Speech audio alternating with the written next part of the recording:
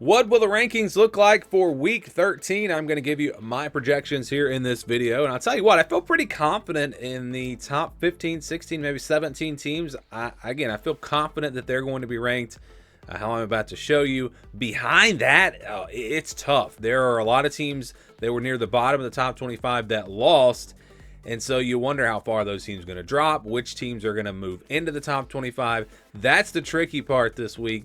Also, I've been doing my own top 25, basically like a power rankings. I'm not going to do that anymore. Instead, at the end of this video, I'm going to show you what the playoff rankings should look like. If the playoff committee followed the criteria that they are supposed to follow, I'm going to show you what those rankings would look like. Because, you know, I've been doing those other rankings, and that just goes against everything I believe in ranking teams. You don't rank teams just based off of who you think the best teams are. So I was kind of annoyed at myself for doing that, so we're not going to do that anymore. Instead, again, I'm going to show you just at the end of this video how these rankings should look. And again, I feel confident here going into these rankings. They could surprise us. You know, you look at last week, they moved Indiana and BYU ahead of Tennessee for absolutely no reason. You know, both of those teams had wins games where they barely won against pretty bad teams. Tennessee took care of business. I mean, there was no reason to move those teams. I think what it was just the committee realized they screwed up the week before and they fixed it. And so you wonder if they are listening to some of the backlash from fans with these rankings, and maybe that's going to play into the rankings moving forward. We'll see. But as far as this week goes, again, I feel pretty confident on how these top teams are going to look. But we're going to start at the bottom, and this is where it's tough. So I've got Kansas State, or we'll start at 25. 25 is Missouri.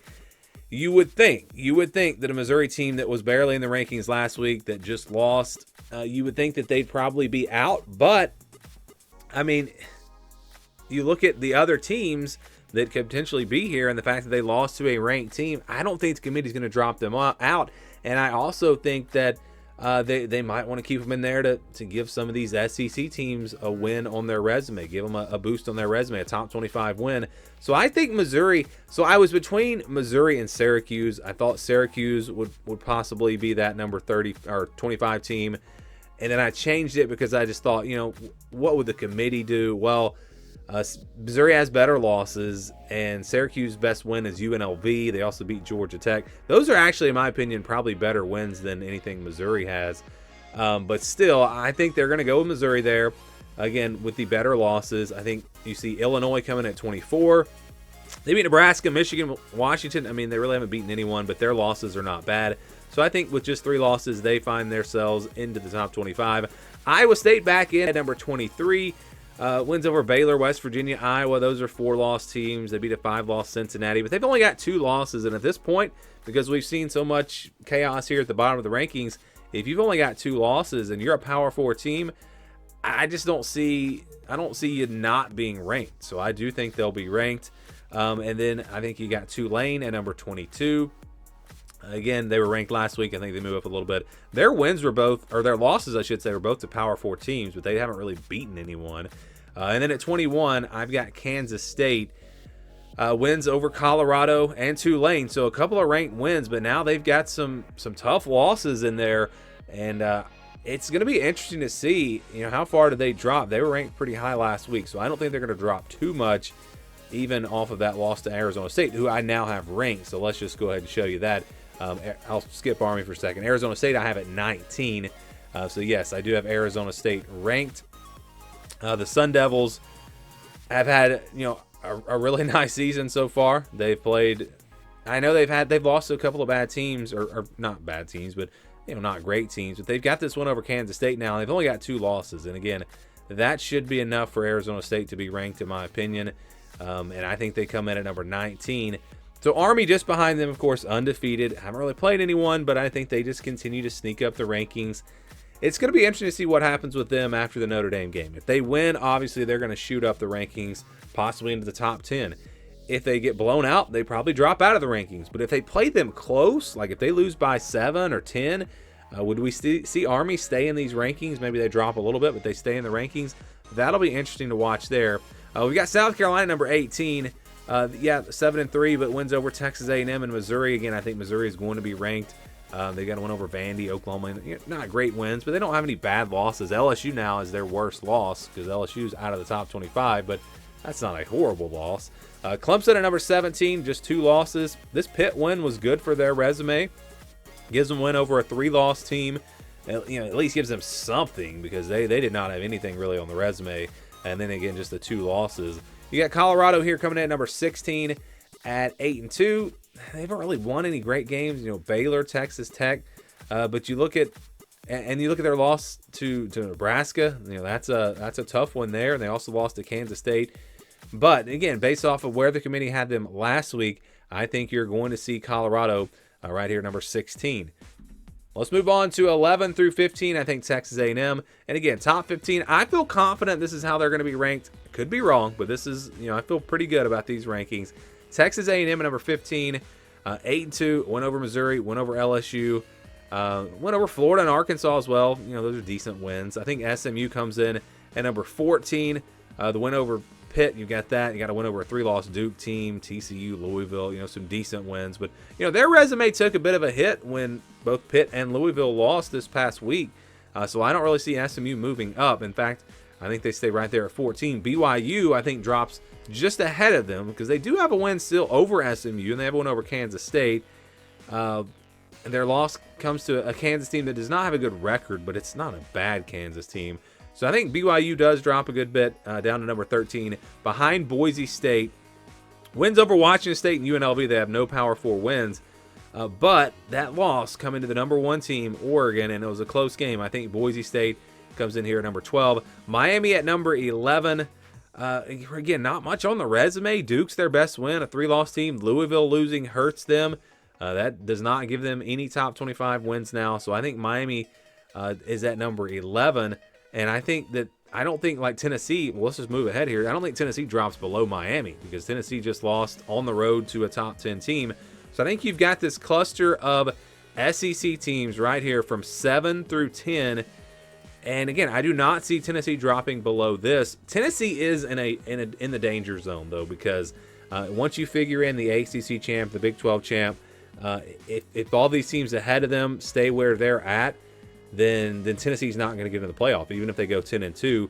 But I do think you definitely have to put Georgia ahead of Tennessee now, Ole Miss ahead of Georgia, and Alabama has the best resume of these 2-loss teams. Now it's interesting because like Alabama and Ole Miss have the worst losses, I guess. Tennessee lost to Arkansas, so really Georgia's the only team that does not have a questionable loss. So could they potentially put Georgia, jump them ahead of Ole Miss and Alabama, or just ahead of? I don't see the head-to-head. I think it's going to have to matter too much there. I don't see Georgia passing Alabama and Ole Miss, even though resume-wise, I would argue they do have a better resume. Although Alabama has piled up some wins. Georgia, South Carolina, Missouri, LSU, Wisconsin. They piled up some solid wins there. Notre Dame at number 6. I think the Irish, coming off of another win, you look at the way they've controlled these games, the way they've dominated. The Northern Illinois loss is obviously hurting them. But I see Notre Dame right there at number 6. And then we move on to the top 5. We've got Indiana at number 5, undefeated. They didn't play, but really no movement there. Penn State took care of business, not really expecting any movement there. Texas with a win over Arkansas, decent win, no movement there. Really, there's no reason to move any of these teams. Again, there's just, I think this is going to stay pretty steady here. So yeah, that's what the top 5 is going to look like. Again, what reason would you give for changing into these rankings based off of what happened this past week? I don't think that you would. So yeah, I think the top 5 is going to look like this. And we'll see. Again, the questions are, how far does Tennessee fall? How far does BYU fall? I think they're going to be where I projected them. And again, I feel confident. I do feel confident. I've been wrong before though, but this is one of the more, this is definitely one of the more confident rankings I've projected. I do feel pretty good. So let's look now. So this is what I think is going to happen, what should happen, how the rankings should look. This is how they should look, and I'm just going to show you all of it on one screen. I do think they got the top 2 right, Oregon 1, Ohio State 2, but I think Indiana should be at number 3. They're undefeated, and that's the main thing here. They're undefeated. They have dominated all their games except maybe Michigan. That was a closer game, but you look at at these teams behind them, yeah, they've played tougher opponents. Like if there was a one-loss team that had some quality wins on the schedule, like some really good wins and no bad losses, then I would have them ahead of Indiana. But I can't put a 2-loss team ahead of an undefeated team. That just, again, when you're talking about Power 4 teams. So I think Indiana should be 3. Notre Dame should be 4. Again, they have dominated their games. They do have that one bad loss. How does that factor in? Well, they've got to win over, those cluster of SEC teams, or all those 2-loss SEC teams. You've got Texas A&M there. I think that, that win for Notre Dame is enough that I feel good about putting them at number 4. Alabama, Ole Miss, Georgia, Tennessee, just like I think they are going to be ranked. But the difference for me is I think Penn State and Texas should be behind those 2-loss teams. They just don't have any quality wins, neither one of them. And you can look at Penn State and say, well, they lost to Ohio State. Texas, well, they lost to Georgia. But they don't have, like these teams that I have ahead of them have multiple wins better than anything that Texas or Penn State have. And so I don't think you can. And again, you look at those games, Texas really didn't play Georgia all that close, despite all the interceptions from Carson Beck. Penn State, you had a few plays that could have gone a little bit differently there, and that game's a blowout. I mean, you look at Will Howard fumbling out of the end zone, the pick 6 early in the game, like a couple of plays, and all of a sudden Ohio State wins that game by 20 plus. So I don't think that you can look at those losses and say that for sure those teams are better than Alabama, Ole Miss, Georgia, and Tennessee. So that's where I'd put them. BYU and SMU, I think, are being underranked a little bit. You look at their resumes compared to Miami, theirs are better, and they have better losses, really. Well, I guess maybe not BYU, but SMU lost to BYU. I think that they've been more dominant in their games. Like, there's no reason for Miami to be ahead of them. It's just a brand bias, and we've talked about that before. Then I've got Boise State, South Carolina, Texas A&M, Clemson, Colorado, Arizona State, Army, Kansas State, Iowa State. I still have Pittsburgh ranked. Again, if you look at resumes, Pittsburgh has a decent resume. Again, I don't think they're going to be ranked, but they've got to win over a 3-loss Syracuse. They've got to win over a couple of 4-loss teams, West Virginia and North Carolina. Those are decent wins. And, look at Missouri. Missouri doesn't have anything. Their best win is 4-loss Vandy. I don't think Missouri should be ranked. So, yeah, I think Pitt should be ranked, even though they've stumbled as of late. You have to look at the whole season. And then I've got Syracuse at 24 and Illinois at 25. So that's how I would rank the teams. Again, going by the playoff committee's criteria, this is not how they are. I don't think this is how they're going to rank the teams, but this is how they should rank the teams. So I wanted to include that this week instead of me doing a power ranking top 25 because, like I said, that goes against everything I believe in terms of ranking these teams. You rank the teams based off of what they've done, not how good you think they are. So I'd love to get your thoughts on the what you think the rankings are going to look like, and do you agree with me on how the rankings should look? Let me know your thoughts down in the comments below.